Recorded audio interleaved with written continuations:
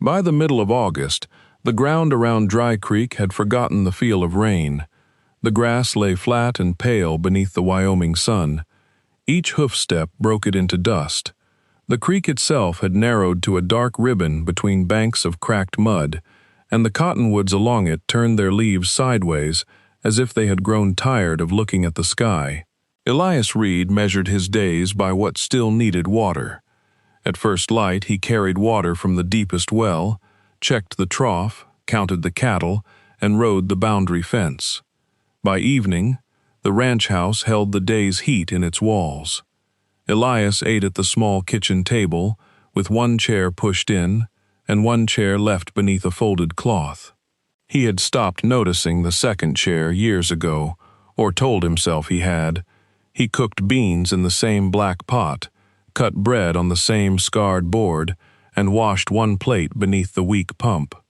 The house had once carried other sounds: a woman's step crossing the floor, a kettle lid rattling, a low voice humming near the stove. Now the wind found every loose place in the boards and spoke there instead.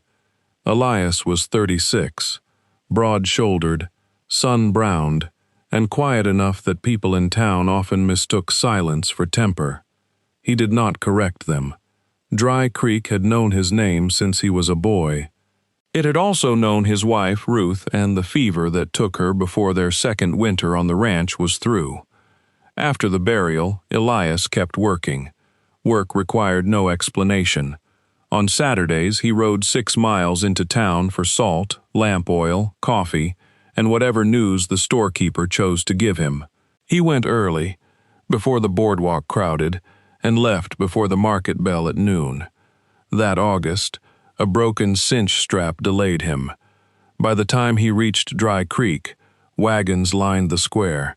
Farmers had spread potatoes, eggs, onions, and smoked meat beneath patched canvas awnings. Children darted between barrels. Women called prices over one another. Men stood in the shade outside the saloon, watching the market with the easy attention of those who had nothing to sell and no intention of buying. At the far end of the square stood a stall Elias had never seen before. It was hardly a stall at all. A narrow table rested on 2 crates. A faded blue cloth covered half its surface. On it sat 6 small jars, 3 bars of lye soap, 2 bundles of dried sage, a pincushion shaped from red cloth, and a row of paper packets tied with string. Behind the table stood a woman in a plain brown dress. She kept her hands folded at her waist while the wind lifted loose strands of dark hair from beneath her bonnet. A painted sign leaned against one crate: Clara Moreau, household goods, fair prices. The stall beside hers overflowed with produce. The man who owned it glanced at Clara's few objects and laughed. "Careful, folks," he called. "Leave some room in your wagons. She may sell the table, too." 2 men near the saloon chuckled. Clara looked down at the blue cloth. Elias stopped his horse. Clara Moreau had come to Dry Creek with 1 trunk, 1 letter of introduction, and $43 sewn into the lining of her coat. Her father had died the previous winter in a mining camp near Rock Springs. He had repaired tools and sold household wares from a wagon, while Clara kept his accounts, mixed soap, dried herbs, and stitched cloth goods. After his death, the wagon and tools were taken to settle what he owed. Clara kept only the trunk, the blue cloth, and what she could carry. An aunt had once offered her a room in Dry Creek, but by the time Clara arrived, the aunt had been buried 3 months. Mrs. Bell at the boarding house allowed Clara 1 week on credit. That left 4 days. So Clara bought the cheapest market permit, borrowed 2 crates, and placed everything she had made on the table. By 11 o'clock, no one had purchased a thing. Some people stopped to look. One woman lifted a bar of soap, smelled it, and set it down without asking the price. A rancher's wife touched the stitching on the pincushion and said it was neat work, then bought onions next door. The man at the produce stall kept smiling in Clara's direction. "You need goods to run a goods stall," he said. Clara's face remained still, but her fingers tightened around each other. Elias tied his horse at the rail and crossed the square. He picked up one of the paper packets. "What is it?" he asked. Clara looked at him, perhaps surprised that his voice was not mocking. "Marigold seed. Any use? They keep certain beetles from a vegetable patch." Elias nodded, as if this mattered greatly. He set the packet down and lifted a jar. "And this? Apple butter. Sweet? Not much. Good." The men near the saloon watched. Elias counted the jars, the soap, the sage bundles, the pincushion, and the seed packets. "How much for all of it?" Clara's brow drew together. "All? Everything on the cloth." She named a price quietly. Elias took out his leather purse and placed the coins in her hand. The produce seller gave a sharp laugh. "Reed, you planning to open a shop?" Elias folded the blue cloth over the goods. "No." "Then what will you do with 6 jars of apple butter?" Elias looked at him. "Eat it." The laughter died before it fully began. Clara helped him pack the goods into one crate. Her movements were careful, almost formal. When she reached for the last bar of soap, her hand brushed his. She pulled back at once. "You do not have to buy things you do not need," she said. Elias lifted the crate. "I need soap." For the first time that morning, something shifted in her expression. Not a smile exactly, only the smallest release around her eyes. He carried the crate to his horse. When he returned, Clara was folding the blue cloth. "You coming back next Saturday?" he asked. She looked toward the boarding house across the square. "I have not decided," Elias nodded. He knew the difference between a decision and a thing decided for you. "Your soap any good on saddle leather?" "No, it will dry it." "Then I still need to know what to use." This time she did smile. It was brief and tired, but it stayed with him all the way home. Elias put 1 jar of apple butter in the pantry and the rest on the kitchen shelf. He set the soap near the pump. He placed the pincushion beside the sewing basket Ruth had left behind, though he had not opened that basket in nearly 6 years. The marigold packets went into a tin above the stove. For 3 days, the house looked faintly changed, disturbed from its long arrangement. On Tuesday, Elias tore the sleeve of his work shirt on a nail. He stood over the sewing basket for some time before lifting the lid. Inside lay spools of thread, 2 bent needles, a pair of small scissors, and Ruth's thimble. He closed it again. The next morning, he rode to town. Clara was carrying a bucket from the boarding house pump. She stopped when she saw him. "The soap is good," Elias said. "I am glad." He held out the torn shirt. "Can you mend this?" She examined the sleeve. "Yes." "What would it cost?" She named a sum so small he nearly objected, then thought better of it. "When?" "Tomorrow." He returned the next afternoon. The tear had disappeared beneath a line of close, even stitches. Clara had reinforced the cuff as well. "It was wearing through," she said. Elias ran his thumb over the seam. "I did not ask for that." "No." He paid twice her price. She tried to hand half back. He closed her fingers around the coins. Cuff was extra. On Saturday, Clara's stall held 4 jars of chokecherry preserves, 5 bars of soap, 3 repaired aprons, and a small stack of folded handkerchiefs. It no longer looked empty, though it still looked poor beside the full tables around it. Elias arrived before the bell. He bought 1 jar and 2 bars of soap. "Not everything?" Clara asked.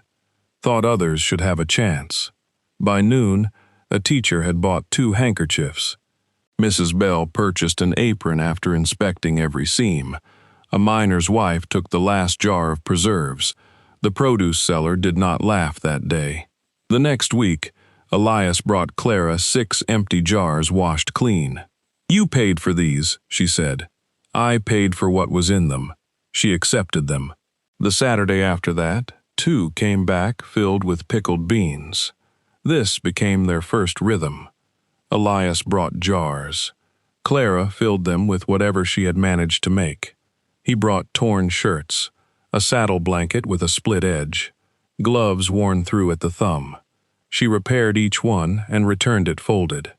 He carried crates without asking, tied down her awning when the wind rose, and accepted coffee from her dented pot. They spoke little, which suited them both. In September, Mrs. Bell told Clara the boarding house room had been promised to a railroad clerk arriving from Cheyenne. Clara had 1 week to leave. By then, she earned enough to eat, but not enough for a room of her own. She told no one. Elias noticed because she began selling the things from her trunk. First a wool shawl, then a good pair of shoes, then 2 books with her name written inside. On the 3rd Saturday, he stood before the stall and looked at a brass hair comb laid beside the soap. "You make this?" he asked. "No." "Then why sell it?" Clara wrapped a bar of soap in paper. "Because someone may want it." "Do you?" Her hands stopped. The noise of the square moved around them. "It belonged to my mother," she said. Elias picked up the comb. He turned it once, then placed it back exactly where it had been. "I need help at the ranch." Clara looked at him. "What kind?" "Cooking, laundry, keeping accounts, garden, if anything will grow." "You have managed without help." Managed is not the same as done well. She studied him with the same care she gave a torn seam. "Where would I stay? Spare room? Door locks from inside. What would you pay?" He told her. It was fair, more than fair. "Why me?" she asked. Elias looked toward the row of empty jars beneath her table. "You finish what you start." Clara did not answer that day. On Monday morning, she came to the ranch in Mrs. Bell's wagon, with 1 trunk, the blue market cloth, and the brass comb still wrapped inside a handkerchief. Elias carried the trunk to the small back room. The room had a narrow bed, a washstand, and a window facing east. Dust lay on the sill. A faded quilt covered the mattress. Clara touched the door latch. It turned cleanly. "Supper at 6?" she asked. Usually is not a time." Elias set down the trunk. 6. That first week, they moved around each other, like people sharing a path too narrow for comfort. Elias came into the kitchen each morning to find coffee made, bread warming, and a supply list beside his plate.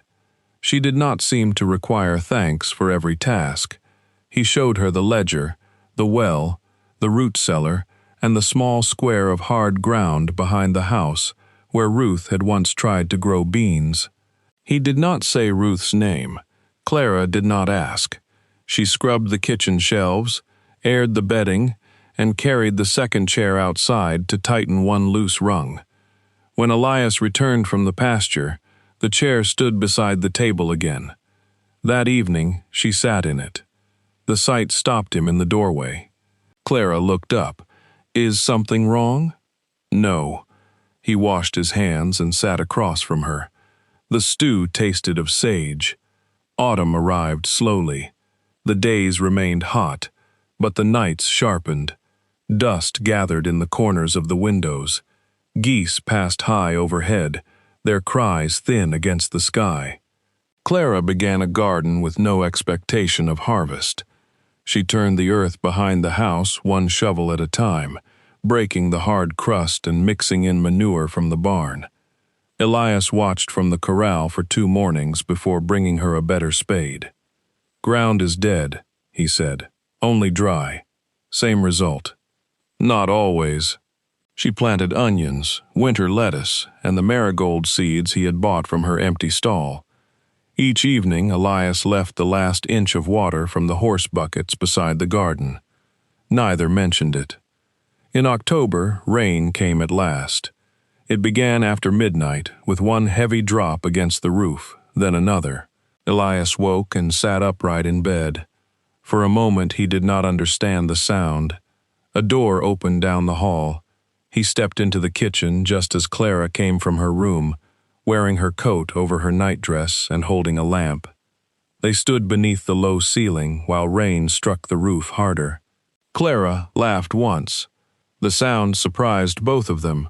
Elias opened the front door.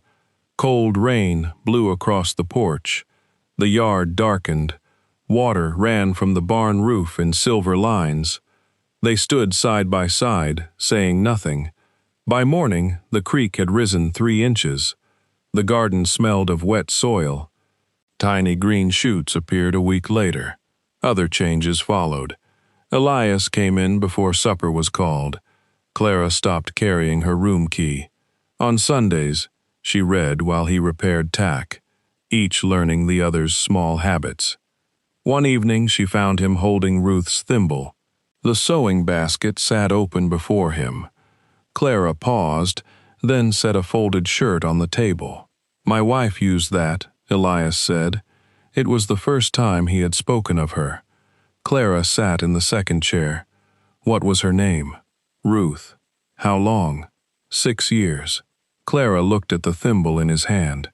"My father has been gone 9 months," she said. "Some mornings I still think I hear him coughing outside the wagon." Elias set the thimble back in the basket. Neither offered comfort. They remained at the table until the lamp burned low. By November, Clara's Saturday stall had become one of the busiest in Dry Creek. She sold preserves from Elias's choke cherries, soap made in the ranch yard, knitted mittens, mended work clothes, and packets of dried herbs. Elias built her a folding shelf that fit across the wagon bed. He painted her name on a new board, though his lettering leaned uphill. Clara did not repaint it. The town stopped laughing. Some people began pretending they never had. Only Silas Vale remembered every weakness that had once been visible. Vale owned the bank, half the storefronts along Main Street, and the note on Elias Reed's ranch. He was a narrow man with silver buttons on his vest and a voice that never rose. He had purchased several debts from the mining company after Clara's father's death, including one signed by Clara Moreau for wagon repairs and supplies. The debt was not large, but the paper carried fees that had grown each month. Vale waited until Clara had something to lose. He approached her stall on the first Saturday in November and laid the note beside a row of soap. "Your father's account," he said. Clara read the total twice. "This cannot be right. It is recorded. He owed $27. Interest, collection fees, transfer fees.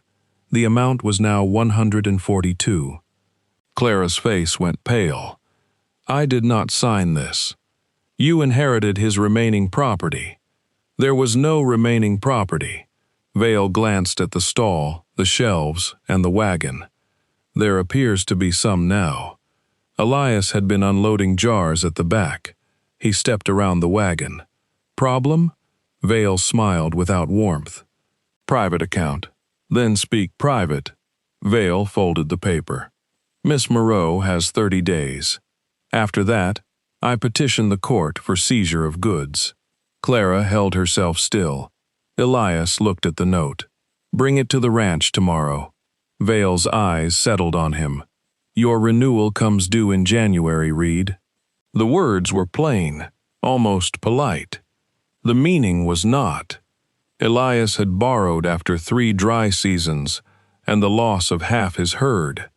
Without renewal, he would have to sell cattle before spring, when prices were lowest. He might keep the house and lose the land, or keep the land and lose the stock that made it useful. Vale touched 2 fingers to the brim of his hat and walked away.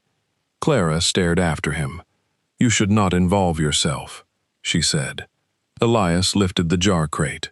Already involved.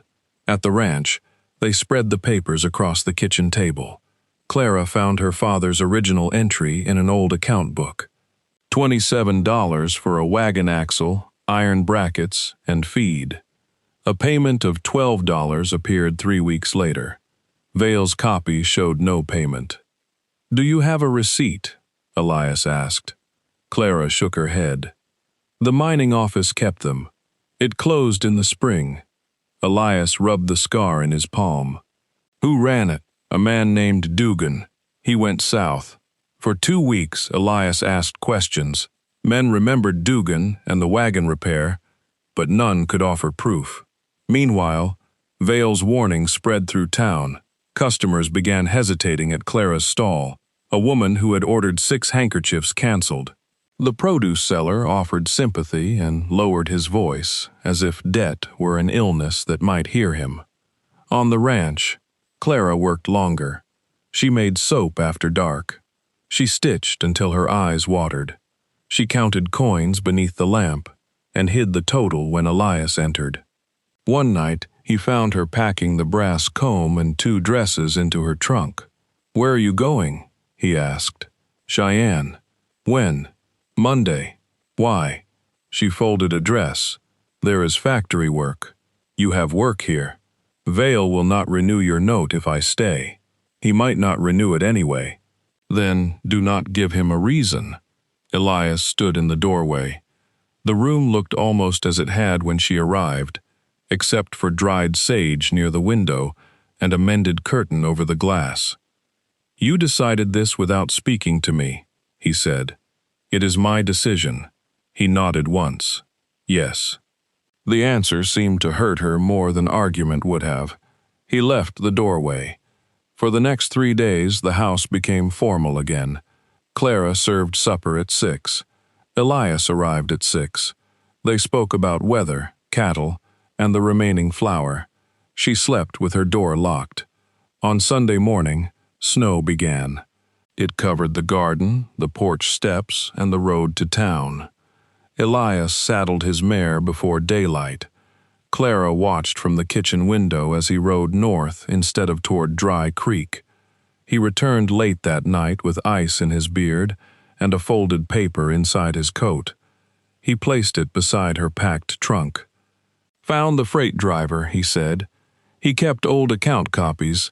Your father paid $12. Vale knew it." Clara opened the paper. A signed freight ledger showed the payment and the mining office stamp. "This reduces the debt," she said. "It does not remove it." "No, and it does not change your renewal." "No," she looked at him. "Then why did you ride through snow for it?" Elias took off his gloves. "Because it was true." Monday dawned white and still. The stage to Cheyenne was delayed, but Clara carried her trunk to the market square anyway. She had arranged to leave it at the depot until the road cleared. Her stall stood beneath its awning for what she believed would be the last time. There were 12 bars of soap, 7 jars of preserves, 4 pairs of mittens, 6 aprons, seed packets, handkerchiefs, and the red pincushion Elias had bought months before and quietly returned for display. Clara spread the blue cloth across the table. People gathered slowly. Vale arrived before the bell with the town constable and a court paper allowing him to seize the stall's contents against the debt. He placed the paper on the table. "I am sorry," he said. Clara looked at the neat rows of things made by her own hands. "No, you are not." Vale's mouth tightened. The constable shifted his weight. Then Elias Reed crossed the square. He wore his work coat and carried no gun belt, only a leather purse and the freight ledger. He placed the ledger beside Vale's paper. "Your amount is false." Vale read the entry. "It changes the total, nothing more." "Then name the true total." Vale did. Elias counted the money onto the blue cloth. Clara stared at him. "Elias." He looked at Vale. Debt settled. Vale gathered the coins slowly. His face had lost its polite calm. "Settled." "Write it." Vale wrote a receipt. Elias waited until the constable witnessed it. Then he folded the receipt and handed it to Clara. She did not take it. "That money was for the ranch," she said. "Some of it. Your cattle, your winter feed. Some. You cannot keep buying every poor thing I put in front of you." The square had gone quiet. Elias looked at the stall. "How much for everything?" A sound moved through the watching crowd. Not laughter this time. Clara's eyes filled, though her voice remained steady. Do not do this from pity. I did not the first time. You did not need 6 jars of apple butter. No. Then why? Elias rested one hand on the edge of the table. His knuckles were cracked from cold. Because they laughed, and you stayed. Clara said nothing. He glanced toward the depot where her trunk waited. Because you made a place at my table before I knew how to ask for one. Because the house sounds different when you are in it. Because I do not want you to go. His voice did not rise. He did not look at the crowd. That is all I know to say. Clara drew one breath, then another. The money for the debt, she said. I will repay it. All right. From my share of the market sales. All right. And the ranch books must show what I earn. They will. She looked at him for a long moment. You still cannot buy everything. Elias reached for 1 bar of soap. Then sell me this. Clara's mouth trembled into a smile. You have 4 bars at home. 5. Then you do not need it. No.